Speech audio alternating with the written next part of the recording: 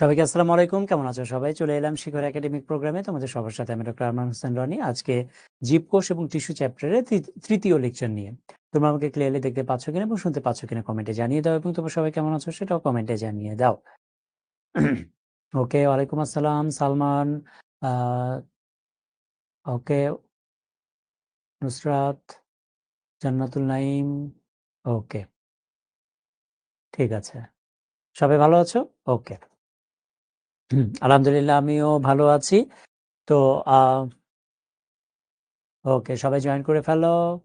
তুবা, সিয়াম, আনিকা। ওকে, ঠিক আছে। ওকে, আজকে আমরা যে টপিকস নিয়ে আলোচনা করবো, আমরা একটু টপিক্সের নামগুলো দেখে নিই। হ্যাঁ, আজকে আমরা কোষ গহ্বর, লাইসোজোম, ঝিল্লিবিহীন সাইটোপ্লাজমীয় অঙ্গাণু, নিউক্লিয়াস, এই জিনিসগুলো নিয়ে আলোচনা করব। ঠিক আছে। ওকে, আচ্ছা, তাহলে প্রথমে আসো কোষ গহ্বর। গহ্বর, কোষ গহ্বর, নাম হলো কোষ গহ্বর। গহ্বর মানে হলো, গহ্বর মানে হলো গর্ত। হ্যাঁ, গহ্বর মানে হলো গর্ত বা ফাঁকা জায়গা। ফাঁকা জায়গা। তাহলে কোষ গহ্বর জিনিসটা কি? কোষের মধ্যে কিছু ফাঁকা জায়গা থাকে, যেমন এই যে এই জিনিসটা হলো কোষ গহ্বর। হ্যাঁ, ফাঁকা জায়গা থাকে, এটাকে বলছি আমরা কোষ গহ্বর। এবং তোমরা জানো যে কোষ গহ্বর এটা উদ্ভিদ কোষে পাওয়া যায়, প্রাণী কোষে পাওয়া যায় না ইউজুয়ালি। এবং উদ্ভিদ কোষে কোষ গহ্বরটা বড় থাকে। ওকে, আর প্রাণী কোষে পাওয়া যায় না, আর যদি থাকেও প্রাণী কোষে কোষ গহ্বর ছোট ছোট। ঠিক আছে। আচ্ছা, তাহলে দেখো কোষের মধ্যে থাকা আপাত ফাঁকা স্থান, পাতলা আবরণ বেষ্টিত, এই যে চারপাশে একটা আবরণ থাকে। বড় গহ্বর উদ্ভিদ কোষের বৈশিষ্ট্য, ভেরি ভেরি ইম্পর্টেন্ট একটা কথা। ঠিক আছে, উদ্ভিদ কোষে থাকে, আর প্রাণী কোষে কোষ গহ্বর থাকে না, থাকলেও ছোট থাকে, যে কথাটা আমি মাত্র বলেছি। ওকে, আচ্ছা, এখন কোষ গহ্বরের মধ্যে কি থাকে আসলে? কোষ গহ্বরের যে ফাঁকা জায়গার কথা আমরা বলছি, যেহেতু এটা ফাঁকা জায়গার কথা, এটা আসলে ফাঁকা থাকে না। এখানে বিভিন্ন রকমের পদার্থ থাকে। কি কি পদার্থ থাকে দেখো? বিভিন্ন অজৈব লবণ থাকে, আমিষ জাতীয় পদার্থ থাকে, শর্করা জাতীয় পদার্থ থাকে, চর্বি জাতীয় পদার্থ থাকে, জৈব অ্যাসিড থাকে, বিভিন্ন রং থাকে, হ্যাঁ, পানি থাকে। এই পদার্থগুলো ওই কোষ গহ্বরের মধ্যে থাকে। তার মানে কোষ গহ্বর এটা আসলে ফাঁকা কোনো জায়গা না, এর মধ্যে এই উপাদানগুলো থাকে। ঠিক আছে। ওকে, এখন কোষ গহ্বরের কাজ কি? কোষ গহ্বরের একটা কাজ হলো কোষ রস ধারণ করা। কোষের মধ্যে কিছু পদার্থ থাকে, এগুলো কোষ রস ধারণ করা, জৈবিক বর্জ্য পদার্থ ধারণ করা। তার মানে উদ্ভিদ কোষে যে বিভিন্ন বর্জ্য পদার্থগুলো তৈরি হয়, বিষাক্ত পদার্থগুলো তৈরি হয়, এই পদার্থগুলো ধারণ করে হলো কোষ গহ্বর। কোষের অভ্যন্তরীণ পিএইচ রক্ষা করা, হ্যাঁ, অম্ল ক্ষারের ভারসাম্য রক্ষা করা, এই জিনিসগুলো, কোষের ভেতরে পানির চাপ রক্ষা করা, এগুলো হলো কোষ গহ্বরের মেইন কাজ। ঠিক আছে। Okay. তাহলে দেখো পরীক্ষার কোশ্চেন কিভাবে আসে? উদ্ভিদ কোষের মাঝে বড় ফাঁকা অংশটিকে কি বলে? তাহলে কি হবে উত্তর? ইয়েস, তাহলে কি হবে? এটা না, এটা এটা অন্য প্রশ্ন, এটা না। তাহলে উত্তর হবে কোষ গহ্বর। ঠিক আছে।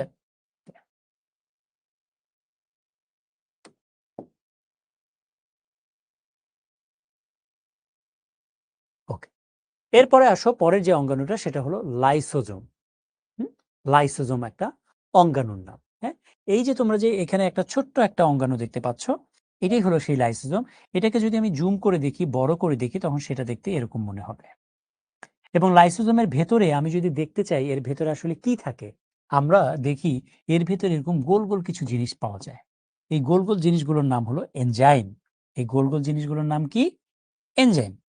তাহলে আমি বলতে পারি লাইসোজোমের ভেতরে বিভিন্ন রকমের এনজাইম থাকে। ঠিক আছে।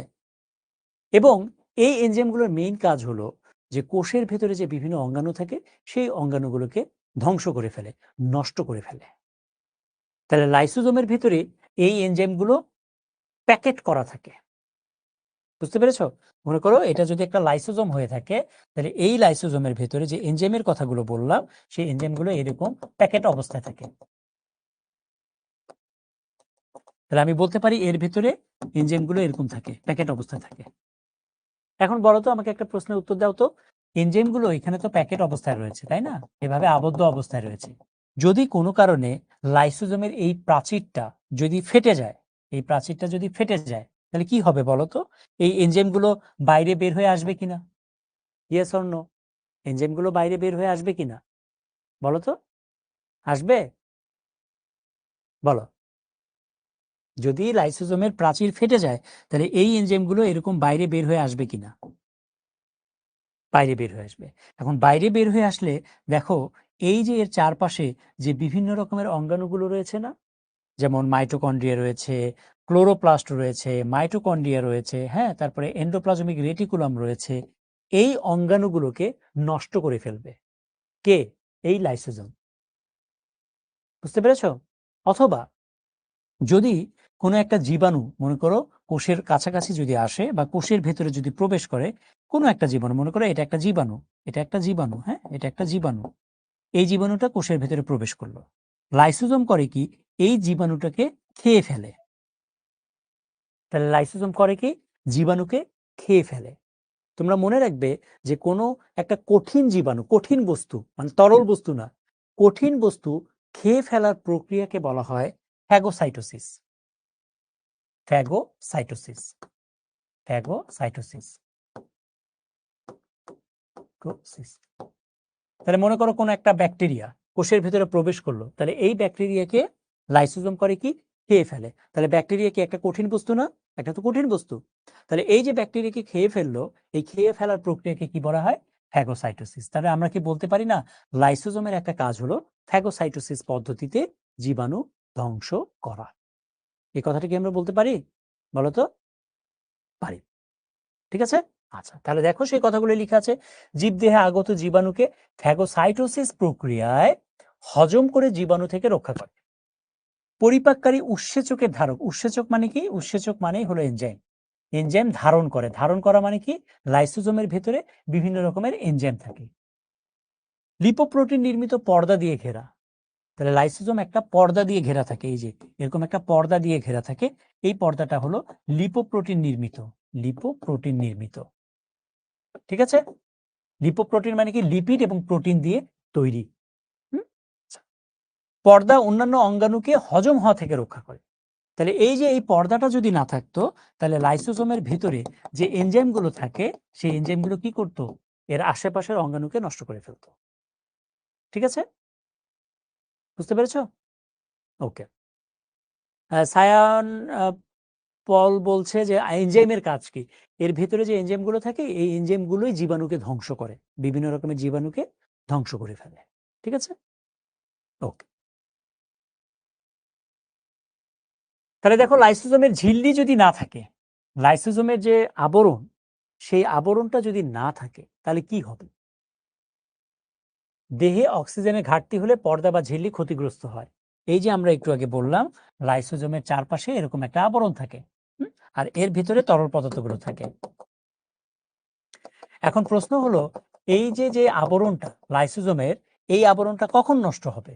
যদি কোনো কারণে কোষের ভেতরে অক্সিজেনের ঘাটতি দেখা দেয়, অক্সিজেন যদি কম থাকে তখন লাইসোজোমের এই যে পর্দা, এই পর্দাটা ছিঁড়ে যায়, ক্ষতিগ্রস্ত হয়। আর কি হয়? ক্ষতিগ্রস্ত হলে এই লাইসোজোমের ভেতরে যে এনজাইমগুলো থাকে এই এনজাইমগুলো বাইরে বের হয়ে আসে। তাহলে দেখো ভেতরে থাকা উৎসেচক, উৎসেচক মানে এনজাইম, তাহলে ভেতরে থাকা এনজাইমগুলো বা উৎসেচকগুলো কোষীয় অঙ্গাণুগুলোকে নষ্ট করে ফেলবে। এর বাইরে যে বিভিন্ন অঙ্গাণু থাকে সেই অঙ্গাণুগুলোকে নষ্ট করে ফেলবে। আর অঙ্গাণুগুলো নষ্ট হওয়া মানে কি? আলটিমেটলি কোষটা নষ্ট হয়ে যাওয়া। বুঝতে পেরেছো? ওকে। আচ্ছা, সে বোঝা গেল জিনিসগুলো? এগুলো আচ্ছা, একজন বলছে ও এগুলো নোট করবে কিনা। আসলে এখানে জিনিসগুলো নোট আকারেই লিখা আছে, তুমি জাস্ট ক্লাসটা মনোযোগ দিয়ে দেখো। হুম। যেমন একজন বলছে যে তাদের লেখার সুযোগটা দিই, হ্যাঁ, এই কথাটা অনেকে বলছে। শোনো, মনোযোগ এমন একটা জিনিস, কনসেন্ট্রেশন বা মনোযোগ, এটা কিন্তু খুব মারাত্মক একটা জিনিস। তুমি যে কোনো কিছু যদি মনোযোগ দিয়ে দেখো বা পড়ো, এটা কিন্তু অনেক দিন তোমার মাথায় থাকবে। আর আরেকটা জিনিস বলি, এট এ টাইমে মানুষ কখনো দুইটা জায়গায় মনোযোগ দিতে পারে না। তুমি যদি মনে করো যে তুমি ক্লাসটাও দেখবে আবার নোটও করবে, এটা কিন্তু সম্ভব না। একটাও ভালো করে হবে না। ক্লাসটাও মনোযোগ দিয়ে দেখা হবে না, নোট করাটাও মনোযোগ দিয়ে হবে না। বুঝতে পেরেছো? এইজন্য তুমি যখন ক্লাস দেখবে তখন শুধু ক্লাসটাই দেখবে মনোযোগ দিয়ে। অন্য কিছু করা যাবে না। তুমি যখন নোট করবে শুধু নোটই করবে, তখন অন্য কিছু করা যাবে না। বুঝতে পেরেছো? তোমাদের মধ্যে অনেকেই দেখা যায় যে যখন নোট করো, বা প্র্যাকটিক্যাল করো বা নোট করো, তখন তোমরা কানে হেডফোন দিয়ে গান শোনো আর নোট করো। কারা কারা করে এরকম? কারা কারা করো তোমরা? প্র্যাকটিক্যাল করা বা যখন নোট করো, হ্যাঁ, যখন কোনো কিছু নোট করো বা খাতায় লিখো, কানে হেডফোন দিয়ে, বা অঙ্ক করো, তখন কানে হেডফোন দিয়ে তারপরে অঙ্ক করো। অনেকে আছে না তোমাদের মধ্যে? এগুলো করা যাবে না। এগুলো করলে মনোযোগ থাকে না, মনোযোগ নষ্ট হয়ে যায়। বুঝতে পেরেছো? তাহলে তোমরা যারা বলছো যে তোমরা তোমাদেরকে লিখার সময় দেওয়ার কথা, তুমি যদি এখন লিখতে চাও তাহলে ক্লাসে কিন্তু মনোযোগ থাকবে না। আর ক্লাসে মনোযোগ না থাকলে এই ক্লাসটা করার কোনো মানেই হয় না। ঠিক আছে?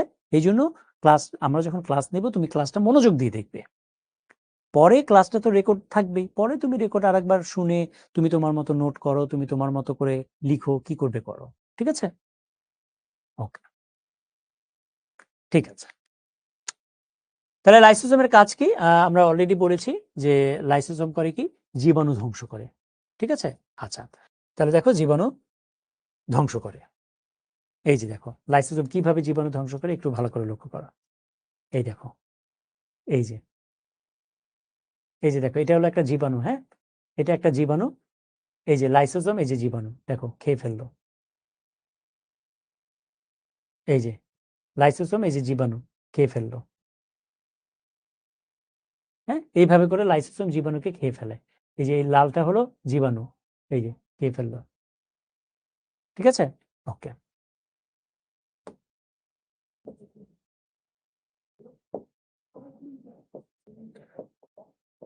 জীবাণু ধ্বংস করা। ওকে। তাহলে কোষকে জীবাণুর আক্রমণ থেকে রক্ষা করে কোনটি? আমরা পারবো এগুলো? ওকে। তাহলে লাইসোজোম। এখন আসো ঝিল্লিবিহীন সাইটোপ্লাজমীয় অঙ্গাণু। ঝিল্লিবিহীন মানে কি? মানে হলো যে আমাদের শরীরে কিছু অঙ্গাণু রয়েছে, কিছু অঙ্গাণু রয়েছে যে অঙ্গাণুগুলোর চারপাশে আবরণ থাকে, পর্দা থাকে। এগুলোকে বলা হয় ঝিল্লিবদ্ধ। ঝিল্লিবদ্ধ। ঠিক আছে? আবার কিছু কিছু অঙ্গাণু রয়েছে যেগুলোর চারপাশে কোনো পর্দা থাকে না, কোনো আবরণ থাকে না। তাহলে যেসব অঙ্গাণুর চারপাশে কোনো আবরণ থাকে না, কোনো পর্দা থাকে না, সেসব অঙ্গাণুকে বলা হয় ঝিল্লিবিহীন সাইটোপ্লাজমীয় অঙ্গাণু। কি কি আমি যদি উদাহরণ দিতে বলি, এটা মনে রাখতে পারো। কোথায় সে রাই, কোতে হলো, কোথায়তে হলো কোষ কঙ্কাল, সেতে হলো সেন্ট্রোজোম, রাতে হলো রাইবোজোম। এগুলোর মধ্যে এই অঙ্গাণুগুলোর চারপাশে কোনো ঝিল্লি থাকে না বা কোনো পর্দা থাকে না। ঠিক আছে সারোয়ার? যেমন কোষ কঙ্কাল। নর্মালি আমরা কঙ্কাল বলতে বোঝাই হাড্ডি গুড্ডিকে। আমরা যদি মানুষের কঙ্কাল বলি, তাহলে মানুষের কঙ্কাল মানে আমাদের হাড্ডি গুড্ডি। আচ্ছা, একটা জিনিস লক্ষ্য করো তো তুমি, যে তোমার শরীরে যদি হাড্ডি গুড্ডি না থাকতো, তোমার যদি হাড্ডি না থাকতো, হাড় না থাকতো, তাহলে তোমার শরীরটা দেখতে কেমন হতো বলো তো আমাকে একটু সবাই। তোমার শরীরে মনে করো কোনো হাড় নাই, বলো, তখন তোমার শরীরটা দেখতে কেমন হতো বলো? কেমন হতো? বাতাসের মতো? কেমন হতো? কেমন হতো? ফুটবলের মতো নাকি? ফুটবলের মতো হতো তো? কোনো আকৃতি থাকতো? কোনো আকৃতি থাকতো না, ফুটবলের মতো হতো, রাইট? এই তো। আচ্ছা, তাহলে তোমার শরীরে হাড্ডি গুড্ডি কি করেছে? তোমাকে একটা আকৃতি দান করেছে, তাই না? আচ্ছা, একইভাবে মনে করো এটা একটা কোষ, হ্যাঁ, মনে করো এটা একটা কোষ। এখন এই কোষের মধ্যে যদি কোনো কঙ্কাল না থাকে, তাহলে কোষটা হবে কি? কোষটা চুপসায় যাবে, তাই না? তাহলে কোষটা চুপসে যাবে। তাহলে কোষ যেন চুপসে না যায়, এই জন্য কোষের ভেতরে কিছু পদার্থ থাকে। এই পদার্থগুলোকে বলছি আমরা কোষ কঙ্কাল। ওই জিনিসগুলোর নামই হলো কোষ কঙ্কাল। ওই অংশগুলোর নামই হলো কোষ কঙ্কাল। ঠিক আছে? যেমন এই যে তোমরা যে জালের মতো জিনিস দেখতে পাচ্ছ, এগুলোই হলো কোষ কঙ্কাল। ঠিক আছে? ওকে। তাহলে দেখো, কোষ ঝিল্লির পরে অবস্থিত অসংখ্য দড়ির মতো বস্তু বা তন্তু দিয়ে তৈরি জালের মতো একটা কাঠামো। তাহলে দেখো, এই যে জালের মতো কাঠামো, এগুলো কি দিয়ে তৈরি? সুতার মতো কিছু জিনিস দিয়ে তৈরি। এই জালের মতো কাঠামোগুলোই, এগুলো একটা কোষের আকৃতি প্রদান করেছে। একটা কোষ যে চুপসে যায় না, একটা কোষ যে এই যে নির্দিষ্ট আকৃতিতে আছে, কেন আছে? কারণ এই কোষের ভেতরে এরকম জালের মতো বিভিন্ন জিনিস রয়েছে। ঠিক আছে, ক্লিয়ার? তাহলে এই কোষ কঙ্কাল এটাও কিন্তু কোষের একটা অঙ্গাণু। এখন কোষ কঙ্কাল আমরা যে বলেছি যে বিভিন্ন ধরনের তন্তু দিয়ে তৈরি, সুতা দিয়ে তৈরি। 3 ধরনের সুতা দিয়ে তৈরি। 3 ধরনের সুতা দিয়ে তৈরি। একটা সুতার নাম হলো মাইক্রোফিলামেন্ট, মাইক্রোটিউবিউল। আরেকটা সুতার নাম হলো মাইক্রোফিলামেন্ট এবং আরেকটা সুতার নাম হলো ইন্টারমিডিয়েট ফিলামেন্ট। ঠিক আছে? তাহলে দেখো এই যে বিভিন্ন রকমের সুতা। এই যে তাহলে এটার নাম হলো মাইক্রোটিউবিউল, এই সুতাগুলোর নাম। এই যে লম্বা লম্বা যে নলের মতো অংশ দেখতে পাচ্ছ, এই নলের মতো অংশটার নাম হলো মাইক্রোটিউবিউল। এই যে এটা, এই যে লম্বা লম্বা নলের মতো অংশ, এগুলোর নাম হলো মাইক্রোটিউবিউল, নলের মতো যেগুলো দেখতে পাচ্ছ। ঠিক আছে? তারপরে মাইক্রোফিলামেন্ট, এই যে লাল যে অংশগুলো দেখতে পাচ্ছ, লাল, এই যে এখানে এই যে লাল যে অংশগুলো দেখতে পাচ্ছ, এই অংশগুলোকে আমরা বলছি মাইক্রোফিলামেন্ট। এই যে লাল যে অংশগুলো দেখতে পাচ্ছ, এগুলোর নাম হলো মাইক্রোফিলামেন্ট। ঠিক আছে? আচ্ছা, আর ইন্টারমিডিয়েট ফিলামেন্ট নামে একটা জিনিস রয়েছে। এই যে তোমরা একটু সবুজ কালারের যে জালের মতো অংশ দেখতে পাচ্ছ, এই যে এই অংশগুলো, এই যে এই অংশগুলো জালের মতো, এই যে এই অংশগুলো জালের মতো, এই যে জালের মতো, এই যে জালের মতো, এই যে জালের মতো। ঠিক আছে? এই যে জালের মতো, এই জিনিসগুলোকে বলছি আমরা ইন্টারমিডিয়েট ফিলামেন্ট। এই 3 ধরনের উপাদান দিয়ে কোষ কঙ্কাল তৈরি। ঠিক আছে? ওকে।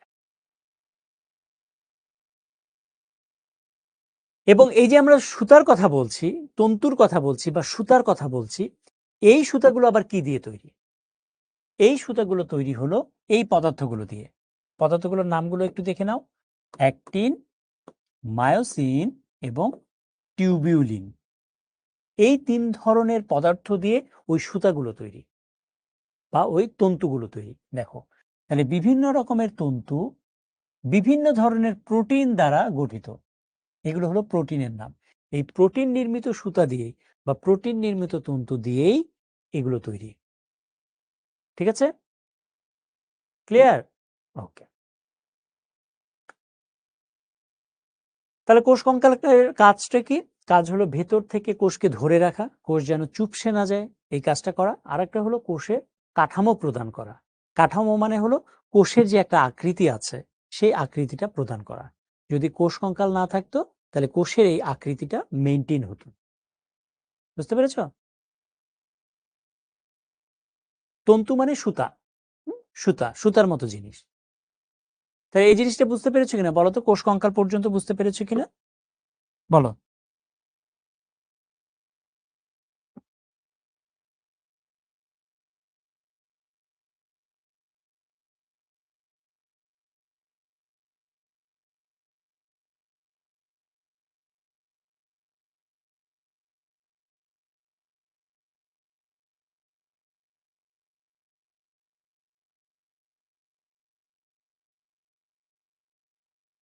ওকে, ভেরি গুড। তাহলে দেখো, অ্যাক্টিন ও মায়োসিন প্রোটিন কোন অঙ্গাণুতে থেকে এভাবে করে পরীক্ষায় কোশ্চেন আসে আমরা পারবো নাকি? আচ্ছা, তাহলে কোষ কঙ্কাল। এরপরে আসো রাইবোজোম নামে অঙ্গাণু। রাইবোজোম, এটাও এক ধরনের অঙ্গাণু, কিন্তু রাইবোজোমের চারপাশে কোনো পর্দা থাকে না, কোনো ঝিল্লি থাকে না। ওকে। তাহলে দেখো, ঝিল্লি বা পর্দা বিহীন অঙ্গাণু, তাহলে রাইবোজোমের চারপাশে কোনো ঝিল্লি বা পর্দা থাকে না। রাইবোজোমের মেইন কাজটা কি? রাইবোজোমের মেইন কাজ হলো যে রাইবোজোম প্রোটিন তৈরি করে। প্রোটিন তৈরি করা, হ্যাঁ। তাহলে রাইবোজোমের মেইন কাজটা কি? এর মেইন কাজ হলো প্রোটিন তৈরি করা। প্রোটিন বা আমিষ, বা ইংলিশে বলা হয় প্রোটিন, বাংলায় হলো আমিষ। তাহলে রাইবোজোমের মেইন কাজ হলো প্রোটিন বা আমিষ তৈরি করা। এই কথাটা মনে রাখবে। ঠিক আছে? এই জন্য রাইবোজোমকে বলা হয় প্রোটিন ফ্যাক্টরি। যেহেতু রাইবোজোমের মেইন কাজ হলো প্রোটিন বা আমিষ তৈরি করা, এই জন্য রাইবোজোমকে বলা হয় প্রোটিন ফ্যাক্টরি। তো তোমাদের পরীক্ষা যদি এই কোশ্চেন আসে, রাইবোজোমকে কেন প্রোটিন ফ্যাক্টরি বলা হয়, আশা করি তোমরা উত্তর দিতে পারবে। ঠিক আছে? প্রোটিন বা আমিষ, যেমন আমরা আমিষ জাতীয় খাবার খাই না, মাছ, মাংস, ডিম, দুধ, হ্যাঁ, এগুলো হলো আমিষ জাতীয় খাবার। ঠিক আছে? ওকে। এবং দেখো রাইবোজোম দুটি সাব ইউনিট নিয়ে গঠিত। সাব ইউনিট জিনিসটা কি? দেখো দেখো এটা একটা খণ্ড রাইবোজোমের, তাই না? এটা একটা রাইবোজোমের খণ্ড, এটা আর একটা খণ্ড, নাকি? তাহলে কয়টা খণ্ড? দুইটা। এই দুইটা খণ্ডকে আমরা বলছি সাব ইউনিট। তাহলে রাইবোজোম কয়টা সাব ইউনিট দিয়ে তৈরি? দুইটা সাব ইউনিট দিয়ে তৈরি। ঠিক আছে? ওকে। তাহলে রাইবোজোমের মেইন কাজ কি? মেইন কাজ হলো প্রোটিন তৈরি করা। হুম, ওকে।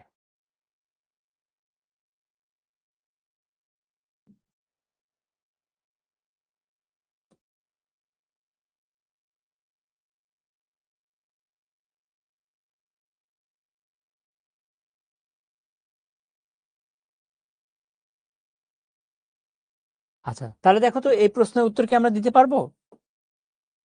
মাছে বিদ্যমান প্রধান উপাদান সংশ্লেষ করে কোনটি? আচ্ছা, মাছে বিদ্যমান প্রধান উপাদান, মাছে কোন ধরনের উপাদান পাওয়া যায় বলতো? শর্করা, আমিষ, নাকি চর্বি? মানে আমি যদি ইংলিশে বলি, কার্বোহাইড্রেট, প্রোটিন, নাকি লিপিড? কি হবে উত্তর? মাছের প্রধান উপাদান কি? তোমার কার্বোহাইড্রেট, প্রোটিন, নাকি লিপিড?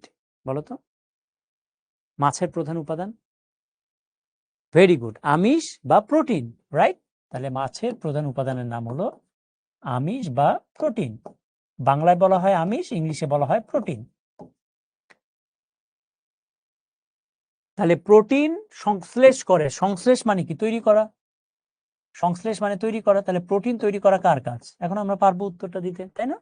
ওকে, তাহলে উত্তর হলো রাইবোজোম। এরপরে আসো সেন্ট্রোজোম। এই যে এই অঙ্গাণুটার নাম হলো সেন্ট্রোজোম। ওকে, এই অঙ্গাণুটার নাম হলো সেন্ট্রোজোম। তাহলে দেখো এই যে এগুলো হলো সেন্ট্রিওল, এই যে এরকম টিউবের মতো জিনিস, এই যে বাঁশের মতো দেখতে পাচ্ছ না, এই যে নলের মতো জিনিসগুলো, এই এক একটা নল হলো এক একটা, এই যে নল, এটা একটা সেন্ট্রিওল। হ্যাঁ, এগুলো হলো সেন্ট্রিওল। এই যে নল, হ্যাঁ, এই যে নল দেখতে পাচ্ছ না, এগুলো হলো সেন্ট্রিওল। বুঝতে পেরেছো? এই যে নল, হ্যাঁ, এই যে নল, এই যে নল, এই যে নল, এই যে নল। ওকে, এগুলো হলো সেন্ট্রিওল, এগুলোকে বলা হয় সেন্ট্রিওল। ঠিক আছে, এই নলগুলোর নাম হলো সেন্ট্রিওল। সেন্ট্রিওল। আচ্ছা, তাহলে দেখো এই জিনিসটা, এটা কিন্তু অনেকগুলো নল দিয়ে তৈরি।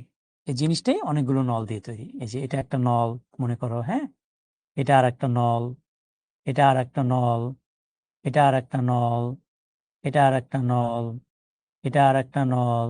ঠিক আছে, এটা আর একটা নল। হ্যাঁ, তাহলে নলগুলো দিয়ে কি তৈরি? সেন্ট্রিওল। এই জিনিসটা পুরোটার নামই হলো সেন্ট্রিওল। তাহলে এখানে কয়টা সেন্ট্রিওল দেখতে পাচ্ছ তোমরা? তাহলে এটা একটা সেন্ট্রিওল, তাই না? এই পুরোটা একটা সেন্ট্রিওল, এই পুরোটা একটা সেন্ট্রিওল, আবার এই পুরোটা এটাও একটা সেন্ট্রিওল। তাহলে এখানে কয়টা সেন্ট্রিওল দেখতে পাচ্ছ তোমরা? বলো তো, বলো।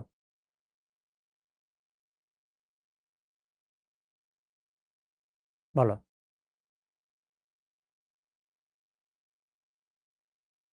দুইটা, ভেরি গুড। আচ্ছা, এখন এই যে সেন্ট্রিওল, হ্যাঁ, আর সেন্ট্রিওলের চারপাশে কিছু তরল পদার্থ থাকে। ওকে, তাহলে কি বললাম? সেন্ট্রিওলের চারপাশে কিছু তরল পদার্থ থাকে। তাহলে এই যে সেন্ট্রিওলের চারপাশে যে তরল পদার্থগুলো থাকে, সেগুলোকে বলা হয় সেন্ট্রোস্ফিয়ার। তাহলে সেন্ট্রোস্ফিয়ার কি? তরল পদার্থ। তাহলে সেন্ট্রিওলের চারপাশে যেসব তরল পদার্থ থাকে, সেই পদার্থগুলোর নাম হলো সেন্ট্রোস্ফিয়ার। ওকে, সেন্ট্রোস্ফিয়ার। এখন এই যে সেন্ট্রিওল এবং তার চারপাশে যে তরল পদার্থগুলো, এগুলোকে একসাথে এগুলোকে একসাথে বলা হয় সেন্ট্রোজোম। সেন্ট্রোজোম। তাহলে সেন্ট্রোজোম জিনিসটা কি বুঝতে পেরেছো? Centriole plus centrosphere equal to centrosome. তাহলে দেখো, প্রধানত প্রাণী কোষের নিউক্লিয়াসের কাছাকাছি থাকে, নিম্ন শ্রেণীর উদ্ভিদ কোষে মাঝে মধ্যে দেখা যায়, কদাচিৎ মাঝে মধ্যে মাঝে মাঝে। সেন্ট্রোজোম দুটি অংশ নিয়ে গঠিত, একটা হলো সেন্ট্রিওল এবং আর একটা হলো সেন্ট্রোস্ফিয়ার। ঠিক আছে, ওকে। ফাঁপা নলাকার বা দণ্ডাকার অঙ্গাণু হলো সেন্ট্রিওল, আমি বলেছি, এবং সেন্ট্রিওলের চারপাশে যে গাঢ় তরল পদার্থ থাকে সেটার নামই হলো সেন্ট্রোস্ফিয়ার। বুঝতে পেরেছো? ওকে। এখন সেন্ট্রোজোমের কাজ কি? আচ্ছা,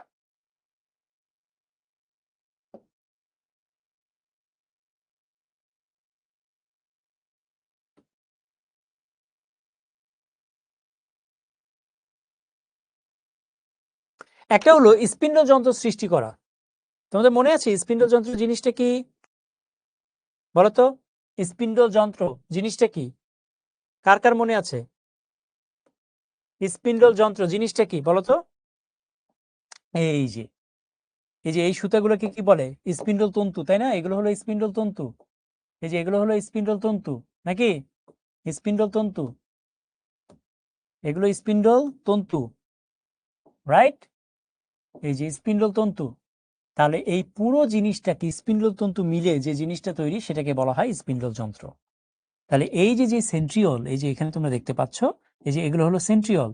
তাহলে এই সেন্ট্রিওলই কি করে? স্পিন্ডল তন্তু তৈরি করে। তোমরা যখন কোষ বিভাজন পড়েছো তখন এগুলো জানতে পেরেছো। কোষ বিভাজনের সময় স্পিন্ডল তন্তু তৈরি হয় এবং স্পিন্ডল তন্তুগুলো মিলে স্পিন্ডল যন্ত্র তৈরি হয়, তাই না? ওকে। আর কি? ফ্লাজেলা সৃষ্টি। এটা হলো একটা শুক্রাণুর গঠন। শুক্রাণুর এই অংশটাকে বলা হয় ফ্লাজেলা। এই অংশটুকুকে বলা হয় ফ্লাজেলা। লেজের মতো যে অংশটা দেখতে পাচ্ছ, এই অংশটার নাম হলো ফ্লাজেলা। ঠিক আছে? তাহলে শুক্রাণুর এই যে লেজের মতো অংশ, এই লেজের মতো অংশটাই তৈরি করে হলো কে? সেন্ট্রিওল। ঠিক আছে, ওকে। তাহলে এই যে ফ্লাজেলা তৈরি করে। হুম, এরপরে আসো ভেরি ভেরি ইম্পর্টেন্ট যেটা, সেটা হলো নিউক্লিয়াস বা কেন্দ্রিকা। নিউক্লিয়াস বা কেন্দ্রিকা, কেন কেন্দ্রিকা বলা হয়? কারণ এই নিউক্লিয়াসটা প্রাণী কোষের ক্ষেত্রে কেন্দ্রে থাকে। কোষের কেন্দ্রে থাকে। কেন্দ্র মানে কি? মাঝখানে। মনে করো এটা যদি একটা কোষ হয়, এটা যদি একটা কোষ হয়ে থাকে, তাহলে প্রাণী কোষের ক্ষেত্রে, প্রাণী কোষ একটু গোল টাইপের হয়, এটা মনে করো কোষ, প্রাণী কোষের ক্ষেত্রে নিউক্লিয়াসটা থাকে মাঝখানে। বুঝতে পেরেছো? আর উদ্ভিদ কোষের ক্ষেত্রে, এটা যদি একটা উদ্ভিদ কোষ হয়ে থাকে, উদ্ভিদ কোষের ক্ষেত্রে নিউক্লিয়াসটা থাকে একটা সাইডে। এখন কেন থাকে সাইডে জানো? কারণ আমরা জানি যে উদ্ভিদ কোষের ক্ষেত্রে, উদ্ভিদ কোষে কোষ গহ্বর থাকে। তাহলে এই যে কোষ গহ্বর, এই কোষ গহ্বরটাই ঠেলা দিয়ে একে সাইডে নিয়ে যায়। তাহলে প্রাণী কোষের ক্ষেত্রে নিউক্লিয়াস কোথায় থাকে? কেন্দ্রে থাকে। যেহেতু কেন্দ্রে থাকে, এই জন্য এটাকে বলা হয় কেন্দ্রিকা।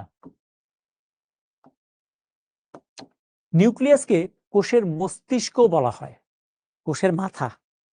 আমাদের মাথা দিয়ে আমরা যেমন শরীরের সবকিছু নিয়ন্ত্রণ করি, একইভাবে কোষের যাবতীয় সিদ্ধান্ত, কোষের মধ্যে কি ঘটবে কি ঘটবে না, কিভাবে হবে কিভাবে হবে না, কোন জিনিস কিভাবে চলবে, এই সব কিছু নিয়ন্ত্রণ করে হলো নিউক্লিয়াস। যেহেতু নিউক্লিয়াস সবকিছু নিয়ন্ত্রণ করে, কোষের সবকিছু যাবতীয় কাজ নিয়ন্ত্রণ করে, এই জন্য নিউক্লিয়াসকে বলা হয় কোষের মস্তিষ্ক। বুঝতে পেরেছ? কোষের মস্তিষ্ক।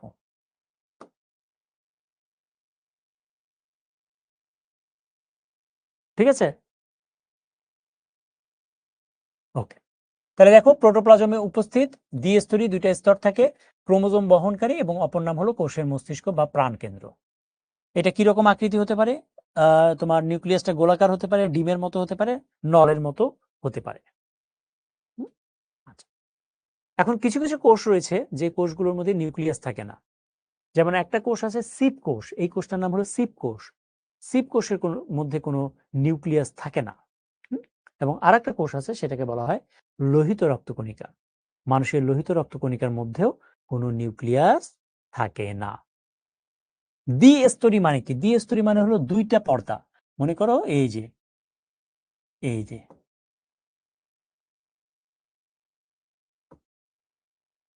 তাহলে এই যে নিউক্লিয়াসের এই অংশটা হলো পর্দা।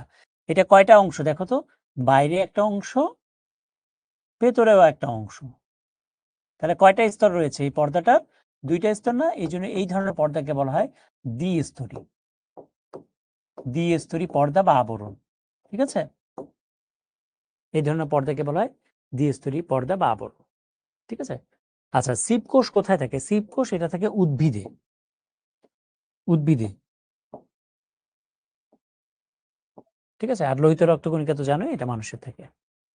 ওকে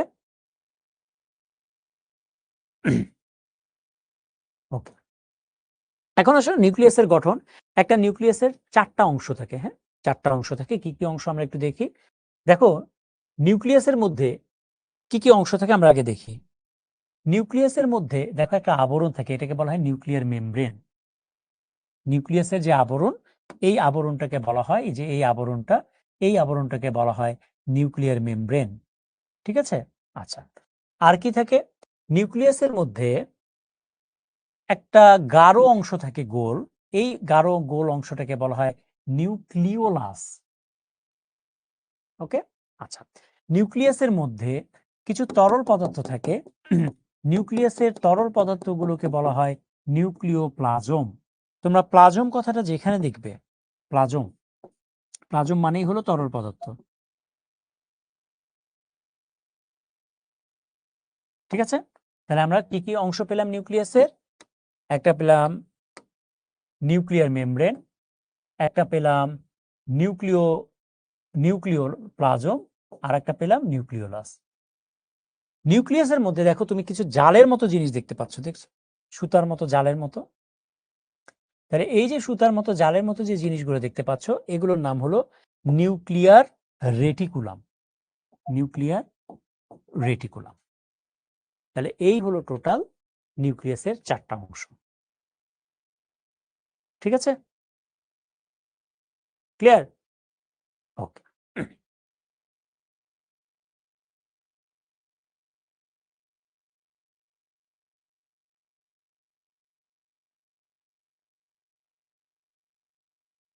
এখন আসলে নিউক্লিয়ার ঝিল্লি, আমরা যে নিউক্লিয়ার ঝিল্লির কথা বলেছি, এই যে এই হলো সেই নিউক্লিয়ার ঝিল্লি।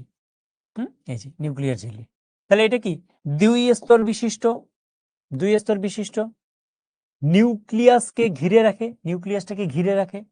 এর অপর নাম হলো কেন্দ্রিকা ঝিল্লি, যেহেতু নিউক্লিয়াসের নাম হলো কেন্দ্রিকা।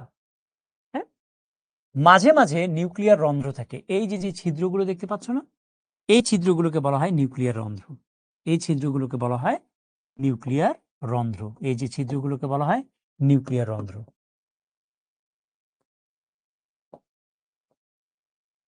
নিউক্লিয়ার রন্ধ্র।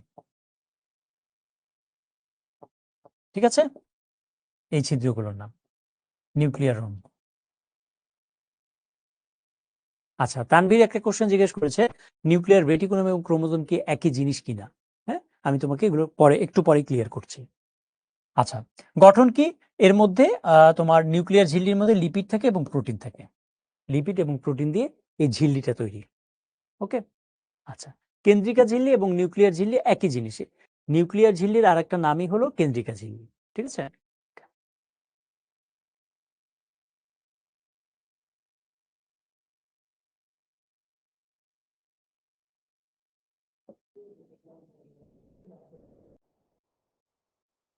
আচ্ছা, এই যে দেখো, এগুলো হলো নিউক্লিয়ার ছিদ্র। নিউক্লিয়ার ছিদ্র, এবং সেখান থেকে তোমার বিভিন্ন পদার্থ যাওয়া আসা করে। ঠিক আছে, এটা হলো নিউক্লিয়ার ছিদ্র। আচ্ছা, তাহলে নিউক্লিয়ার ঝিল্লির কাজ কি? নিউক্লিয়ার যে বাইরের আবরণ, এটার কাজ হলো নিউক্লিয়ার বস্তুকে পৃথক রাখে। রন্ধ্র দিয়ে নিউক্লিওপ্লাজম এবং সাইটোপ্লাজমের মধ্যে চলাচল নিয়ন্ত্রিত হয়। ওই ছিদ্র দিয়েই, ওই ছিদ্রপথ দিয়ে বিভিন্ন রকমের তোমার যে তরল পদার্থ, এগুলো যাওয়া আসা করে। ঠিক আছে, ওকে। তাহলে নিউক্লিয়ার ঝিল্লি কয় স্তর বিশিষ্ট আমরা পারবো? দুই স্তর বিশিষ্ট। নিউক্লিয় বস্তুকে ঘিরে রাখা অঙ্গাণুতে কি থাকে? কি হবে এটার উত্তর বলো তো?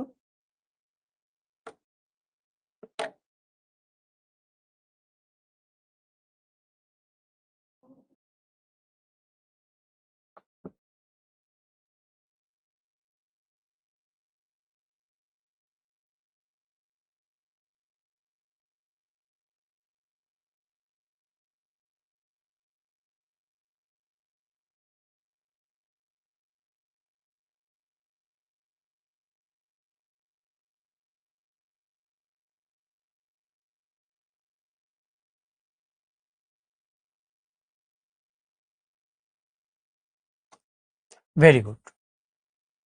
তাহলে ছিদ্র থাকে, তাই না? ওকে। এরপর আসো নিউক্লিওপ্লাজম।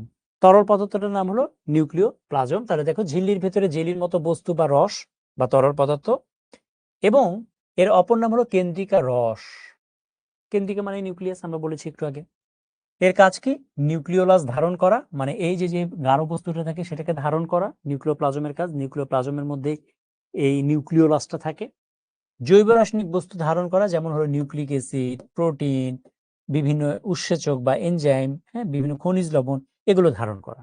তার মানে ওই যে আমরা যে নিউক্লিওপ্লাজমের কথা বলছি, ওই নিউক্লিওপ্লাজমের মধ্যে নিউক্লিক অ্যাসিড, প্রোটিন, উৎসেচক, খনিজ লবণ এগুলো থাকে। ঠিক আছে?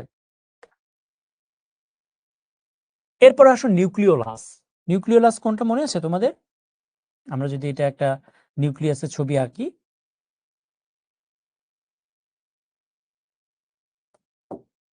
এটা হলো নিউক্লিওলাস।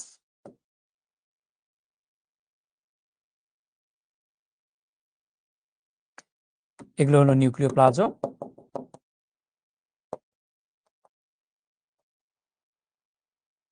আর এটা হলো নিউক্লিয়ার রেটিকুলাম, তাই না? এগুলো হলো নিউক্লিয়ার রেটিকুলাম। তাহলে এই যে যে নিউক্লিওলাস, এই জিনিসটার নামই হলো নিউক্লিওলাস। তাহলে দেখো তো, ক্রোমোজোমের সাথে সংলগ্ন গোলাকার বস্তু, এটা গোলাকার না? কার সাথে যুক্ত? ক্রোমোজোমের সাথে। এই যে এই নিউক্লিয়ার রেটিকুলামটার নামই হলো ক্রোমোজোম। নিউক্লিয়ার রেটিকুলামের নামই হলো ক্রোমোজোম। এখন কোশ্চেন হলো রেটিকুলাম মানে কি? রেটিকুলাম মানে জাল। হ্যাঁ, রেটিকুলাম মানে জাল। রেটিকুলাম মানে হলো জাল। জাল অনেকগুলো সুতো একসাথে যদি থাকে সেটাকে কি বলা হয়? জাল বলে না? অনেকগুলো সুতো যদি একসাথে থাকে, অনেকগুলো সুতো মিলে তো জালের মতো একটা অংশ তৈরি হয়, নাকি? তাহলে একইভাবে এই যে যে ক্রোমোজোমগুলোর কথা বলছি, এই ক্রোমোজোমগুলো সুতার মতো জিনিস। ঠিক আছে? এই সুতাগুলো যখন একসাথে থাকে তখন এটাকে দেখতে জালের মতো মনে হয়। ক্লিয়ার? তাহলে এই যে যে সুতাগুলো, এই সুতাগুলোই হলো আসলে ক্রোমোজোম। ক্রোমোজোম এগুলোই যখন একসাথে থাকে সেটাই হলো জাল। তাহলে কি আমরা বলতে পারি না ক্রোমোজোমে এর অপর নাম ক্রোমোজোমের সাথে সংলগ্ন গোলাকার বস্তু? তাহলে এই গোলাকার বস্তুটা ক্রোমোজোমের সাথে থাকে এবং ক্রোমোজোমের রং আগ্রাহী অংশের সাথে যুক্ত থাকে। কি উপাদান এখানে কি কি থাকে আসলে? এখানে মূলত থাকে হলো আরএনএ, রাইবোনিউক্লিক অ্যাসিড, এটার নাম, উপাদানের নাম, আর হলো প্রোটিন। তাহলে আরএনএ এবং প্রোটিন এই নিউক্লিওলাসের মধ্যে থাকে। হুম, ওকে। হ্যাঁ, মেমব্রেন আর ঝিল্লি একই জিনিস।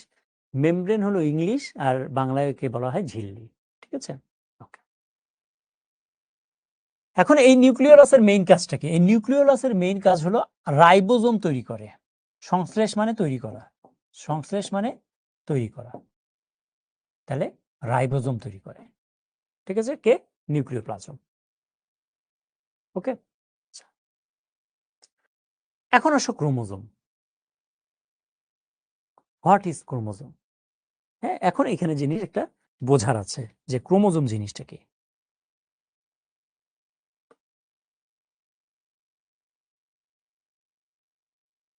বলো তো?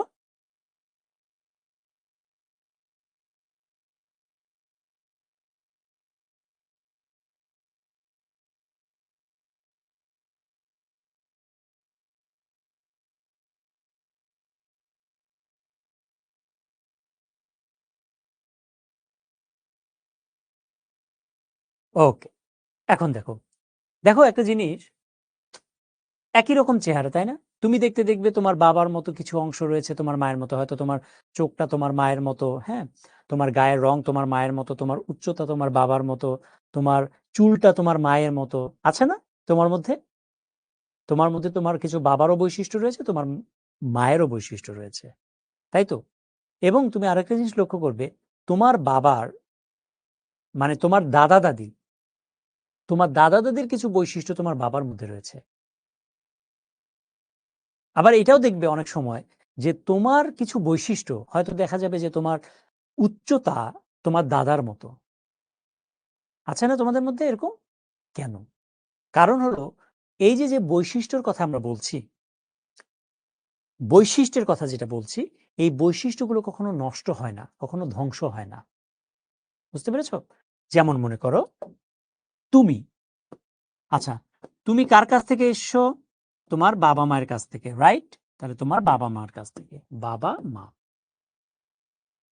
তোমার বাবা কার কাছ থেকে এসছে? তোমার দাদা এবং দাদির কাছ থেকে, নাকি? তোমার মা কার কাছ থেকে এসছে? তোমার নানা এবং নানির কাছ থেকে, নাকি? মানে তোমার নানা এবং নানির কাছ থেকে, তাই তো? আচ্ছা, তোমার দাদা আবার কার কাছ থেকে আসছে? দাদার দাদার কাছ থেকে, তোমার দাদার দাদার কাছ থেকে, নাকি? আচ্ছা, আর দাদির দাদির কাছ থেকে। ব্যাপারটা তো এরকম, নাকি? এখন জিনিসটা দেখো, তোমার দাদার দাদার, ধরো উচ্চতা হলো লম্বা, এই বৈশিষ্ট্যটা তোমার দাদার দাদার ছিল, এই বৈশিষ্ট্যটা কখনো ধ্বংস হবে না। না হয়ে কি হবে? এই বৈশিষ্ট্য চলে আসবে তোমার এই দাদার কাছে, দেন এই দাদার কাছ থেকে এই লম্বা হওয়ার বৈশিষ্ট্যটা চলে যাবে তোমার বাবার কাছ থেকে, দেন তোমার বাবার কাছ থেকে এই বৈশিষ্ট্যটা চলে আসবে তোমার তোমার কাছে। একইভাবে ধরো তোমার মায়ের গায়ের রং ফর্সা, মানে তোমার নানার গায়ের রং ফর্সা, হ্যাঁ, তাহলে এই ফর্সা হওয়ার জন্য যে বৈশিষ্ট্য, ফর্সা হওয়ার যে বৈশিষ্ট্য, এই বৈশিষ্ট্যটা চলে আসবে তোমার মায়ের কাছ থেকে, এই বৈশিষ্ট্য তোমার মায়ের কাছ থেকে চলে আসবে তোমার কাছে। তার মানে আমরা বলতে পারি বাবার দাদা, হ্যাঁ এটা হলো বাবার দাদা, সরি এটা হলো বাবার দাদা, নাকি? বাবার।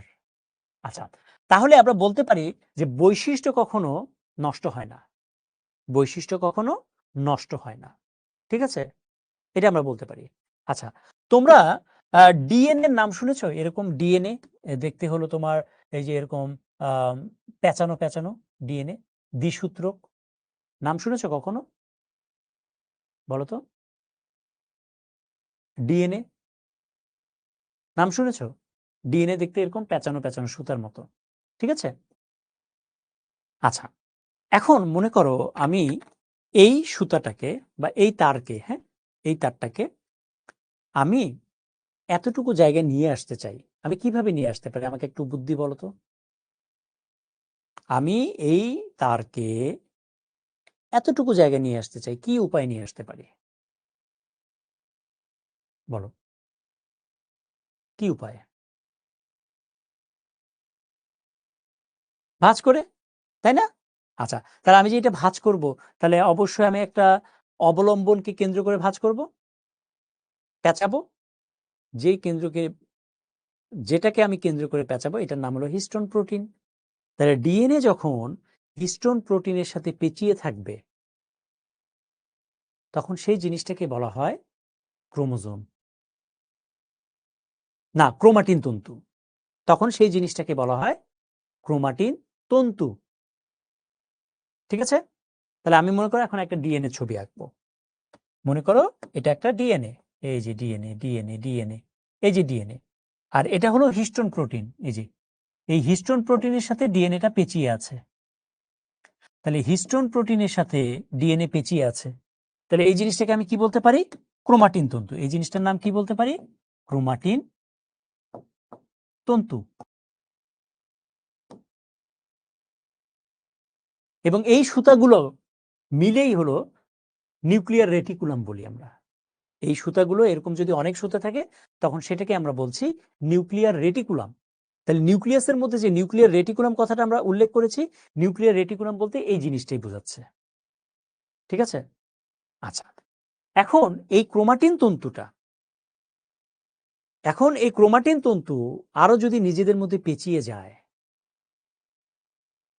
ক্রোমাটিন তন্তু যদি আরো নিজেদের মধ্যে পেঁচিয়ে যায় তখন যে জিনিসটা আমরা পাচ্ছি সেটাকে বলা হয় ক্রোমোজোম। তাহলে ক্রোমোজোম জিনিসটা কি? এই ক্রোমাটিন তন্তু যদি নিজেদের মধ্যে আরো পেঁচিয়ে যায় এরকম করে,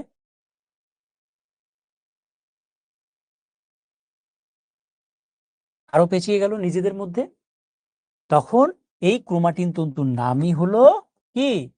ক্রোমোজোম।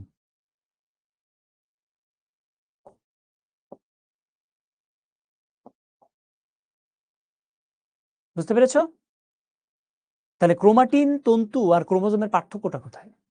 ক্রোমাটিন তন্তু যখন আরো পেঁচিয়ে যাবে তখন সেটাকে বলছি আমরা ক্রোমোজোম। ঠিক আছে? আচ্ছা, এখন আমরা বলেছি এটা হলো একটা ডিএনএ, তাই না? এটা একটা ডিএনএ, তাই তো? এটা একটা ডিএনএ। এখন এই যে ডিএনএ এর কথা বলছি না, এই ডিএনএ এর নির্দিষ্ট কিছু অংশ বৈশিষ্ট্য প্রকাশ করতে পারে। নির্দিষ্ট কিছু অংশ বৈশিষ্ট্য প্রকাশ করতে পারে। ডিএনএ এর যে নির্দিষ্ট অংশগুলো বৈশিষ্ট্য প্রকাশ করতে পারে, ডিএনএ এর যে নির্দিষ্ট অংশগুলো বৈশিষ্ট্য প্রকাশ করতে পারে, সেই নির্দিষ্ট অংশকেই বলা হয় জিন। যেমন মনে করো এই যে এইখানে এই জায়গায় লম্বা হওয়ার জিন রয়েছে, লম্বা। মনে করো এই জায়গায় ফর্সা হওয়ার জিন রয়েছে, বুঝছো? তাহলে এই যে লম্বা হওয়া, ফর্সা হওয়া, কালো হওয়া, এই যে যে বিভিন্ন বৈশিষ্ট্যগুলো, এই বৈশিষ্ট্যগুলো আসলে কোথায় থাকে? জিনের মধ্যে থাকে। আর জিন কোথায় থাকে? ডিএনএ এর মধ্যে থাকে। বুঝতে পেরেছো? তাহলে আমি কি বলতে পারি না জিন বংশগতির ধারক ও বাহক? বা আমি কি এভাবে বলতে পারি না ডিএনএ বংশগতির ধারক ও বাহক? আমি কি এভাবে বলতে পারি না ক্রোমাটিন তন্তু বংশগতির ধারক ও বাহক? আমি কি এভাবে বলতে পারি না ক্রোমোজোম বংশগতির ধারক ও বাহক? বলতে পারি কিনা? বলতে পারি কি? জিনিসগুলো কিন্তু একই জিনিস। আমি যদি ক্রোমোজোমকে খুলি, ক্রোমোজোমটাকে যদি আমি টান দেই, টান দিলে আমি কি পাবো? ক্রোমাটিন তন্তু পাবো। ক্রোমাটিন তন্তুকে যদি আমি খুলি বা টান দেই তাহলে কি পাবো? ডিএনএ পাবো, তাই না? আমি কি পাবো? ডিএনএ পাবো। বুঝতে পেরেছো? আর ডিএনএ এর মধ্যে কি থাকে? এই জিন থাকে। এই জিনিসটা ক্লিয়ার কিনা বলো? এই জিনিসটা ক্লিয়ার কিনা? জিন, ডিএনএ, ক্রোমাটিন তন্তু, ক্রোমোজোম, এই জিনিসগুলো ক্লিয়ার কিনা? তাহলে এই যে ক্রোমাটিন তন্তুগুলো, এগুলো যখন নিউক্লিয়াসে থাকে সুতার মতো, তখন এই সুতাগুলোকে একসাথে দেখতে জালের মতো মনে হয়, তখন তাকে বলা হয় নিউক্লিয়ার রেটিকুলাম। তাহলে আমরা নিউক্লিয়াসের ভেতরে যে নিউক্লিয়ার রেটিকুলাম দেখি সেটা আসলে কি? সেটা আসলে ক্রোমোজোম, সেটা আসলে ডিএনএ। সবাই কি ক্লিয়ার এই বিষয়টা? সবাই কি ক্লিয়ার? ওকে।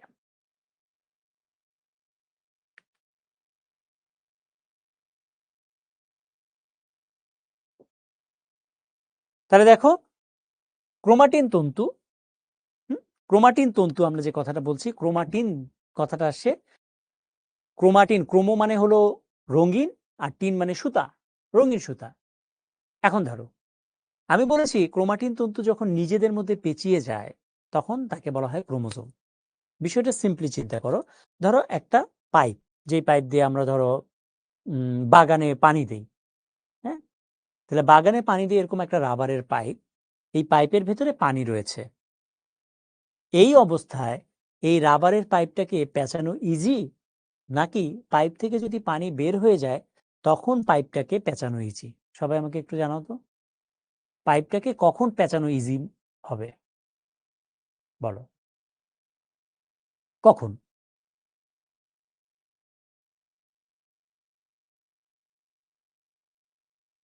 পানি বের হয়ে গেলে, তাই না তালহা? তাই তো, পানি বের হয়ে গেলে, রাইট। তাহলে ক্রোমাটিন তন্তু থেকে যখন পানি বের হয়ে যায় তখন ক্রোমাটিন তন্তু নিজেদের মধ্যে পেঁচিয়ে যেতে পারে।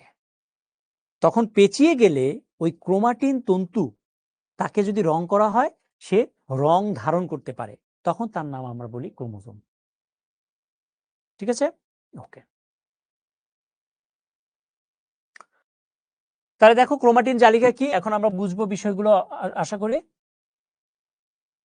এই দেখো, তাহলে দেখো কুণ্ডলি পাকানো সূক্ষ্ম সুতার মতো জিনিস, অপর নাম নিউক্লিয়ার রেটিকুলাম। দেখো ক্রোমাটিন জালিকা, এই যে এই ছবিটা দেখেছো, এই যে এই দেখো ডিএনএ, এই অংশটার নাম হলো হিস্টোন নামক প্রোটিন। এই যে এই জিনিসটা হলো হিস্টোন প্রোটিন। ডিএনএ যখন হিস্টোন প্রোটিনের সাথে পেঁচিয়ে থাকে তখন তাকেই বলা হয় এই যে ক্রোমোজোম। এগুলো হলো ক্রোমোজোমের ছবি। ঠিক আছে, ওকে ওকে। এখন হলো আমরা যেটা বলেছিলাম যে তাহলে জিন জিনিসটা কি, তাহলে জিন জিনিসটা কি? ওকে, তাহলে দেখো ক্রোমাটিন জালিকা আমরা যে কথাটা বলেছি, কোষ বিভাজনের সময় মোটা ও খাটো হয়, ক্রোমোজোম হিসেবে দেখা যায়। এর একক হলো জিন। একটি জীবের ক্রোমোজোম সংখ্যা সুনির্দিষ্ট। যেমন মানুষের প্রত্যেকটা কোষে 46টা ক্রোমোজোম থাকে। ঠিক আছে, ওকে। আচ্ছা, এখন দেখো এই ছবিটা দেখো, এই যে সুতা দেখতে পাচ্ছ তোমরা,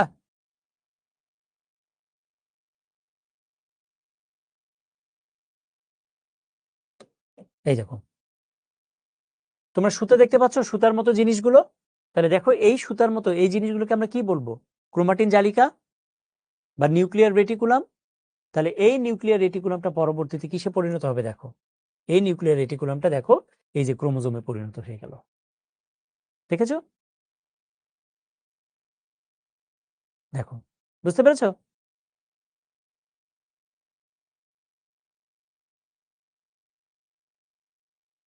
ক্লিয়ার? ছবিটা, ভিডিওটা বুঝতে পেরেছো বলো তো? এই দেখো, আবার দেখো এই যে সুতার মতো দেখতে পাচ্ছ না নিউক্লিয়ার রেটিকুলাম, সেটাই এখন ক্রোমোজোম হবে দেখো নিজেদের মধ্যে পেঁচিয়ে গিয়ে।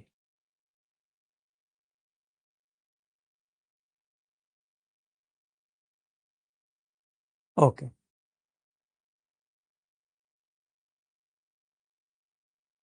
আচ্ছা। তাহলে ক্রোমোজোমের এটা হলো একটা ক্রোমোজোমের গঠন। ক্রোমোজোমে কি কি অংশ থাকে সেই অংশগুলো এখানে লেখা আছে। ক্রোমোজোমের দুইটা বাহু থাকে, উপরে একটা বাহু থাকে, নিচে একটা বাহু থাকে, হ্যাঁ। আর দুই বাহুর মাঝখানে, দুই বাহুর সংযোগস্থলে এখানে একটা অংশ থাকে। এই সংযোগস্থলে এই অংশটার নাম হলো, এই যে সংযোগস্থল, এই অংশটার নাম হলো সেন্ট্রোমিয়ার। সেন্টার মানে মাঝখানে। ঠিক আছে, আচ্ছা। ক্রোমোজোমের মধ্যে দুইটা একটা গভীর অংশ থাকে, দুইটা গভীর অংশ থাকে, হ্যাঁ। এই যে দেখো খাঁজ কাটা এরকম গভীর অংশ, এটা একটা গভীর অংশ, এদিকে একটা গভীর অংশ থাকে। তাহলে এই দুইটা গভীর অংশের মধ্যে এটার নাম হলো গৌণকুঞ্চন। এটার নাম হলো গৌণকুঞ্চন। এই যেটা কুঞ্চন মানে হলো ভাঁজ হয়ে যাওয়া। ঠিক আছে, ওকে। তারপরে মাঝখানে একটা মাথার মতো অংশ থাকে, দেখো গোল একটা অংশ থাকে, এই গোল অংশটার নাম হলো স্যাটেলাইট।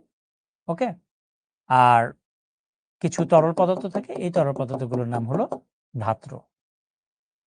ঠিক আছে, এটা হলো ক্রোমোজোমের গঠন।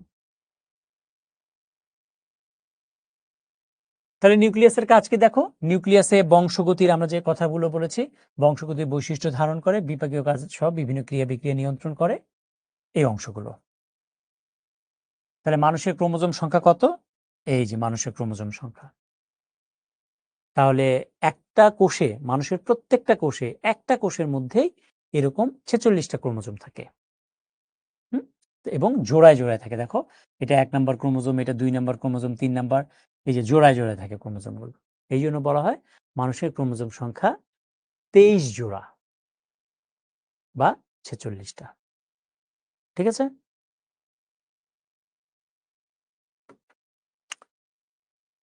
তাহলে ক্রোমাটিন কি দিয়ে তৈরি? ডিএনএ ও প্রোটিন দিয়ে তৈরি, এগুলো আমরা পারবো। কোষের সকল কার্যাবলী নিয়ন্ত্রণ করে কে? নিউক্লিয়াস। এই জন্য নিউক্লিয়াসকে বলা হয় কোষের মস্তিষ্ক। তাহলে আমরা এই হোমওয়ার্কটা দেখি। ক্লাসের শিক্ষক ছাত্রদের কোষে দুটি অঙ্গাণুর কথা জানালেন। এর একটি কোষ বিভাজনে বিশেষ ভূমিকা পালন করে, অপরটি জীবকোষকে জীবাণুর আক্রমণ থেকে রক্ষা করে। কোষ রস কি? লাইসোজোম কিভাবে জীবাণু ধ্বংস করে? একটি কোষের চিত্র এঁকে কোষ গহ্বর, সেন্ট্রোজোম ও লাইসোজোম চিহ্নিত করো। চিত্র আঁকতে হবে। জীবদেহে শিক্ষকের বলা প্রথম অঙ্গাণুর অনুপস্থিতিতে কি ধরনের অসুবিধা হয়? প্রথম অঙ্গাণু কোনটা? এই যে কোষ বিভাজনে ভূমিকা পালন করে, এটা হলো প্রথম অঙ্গাণু। কোষ বিভাজনে ভূমিকা পালন করে। আর দ্বিতীয় অঙ্গাণু কোনটা? দ্বিতীয় অঙ্গাণু হলো জীবাণুর আক্রমণ থেকে রক্ষা করে, এটা। ঠিক আছে, ওকে। তো এটা হলো তোমাদের হোমওয়ার্ক। তোমরা হোমওয়ার্ক এটা প্র্যাকটিস করবে। তো কার কোনো প্রশ্ন আছে কিনা? যদি প্রশ্ন না থাকে তাহলে আমরা ক্লাসটা এখানে শেষ করে দিব।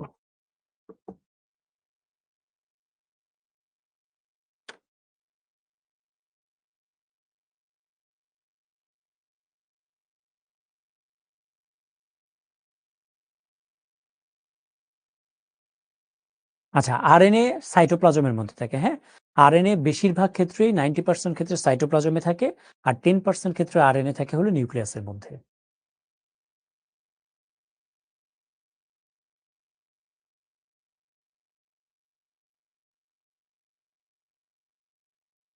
ওকে, ঠিক আছে। তো ঠিক আছে, সবাইকে অসংখ্য ধন্যবাদ জানিয়ে আজকের ক্লাসটা আমরা এখানেই শেষ করছি। নেক্সট ক্লাসে তোমাদের সাথে আবার দেখা হবে। সে পর্যন্ত সবাই ভালো থেকো, সুস্থ থেকো। আল্লাহ হাফেজ সবাইকে।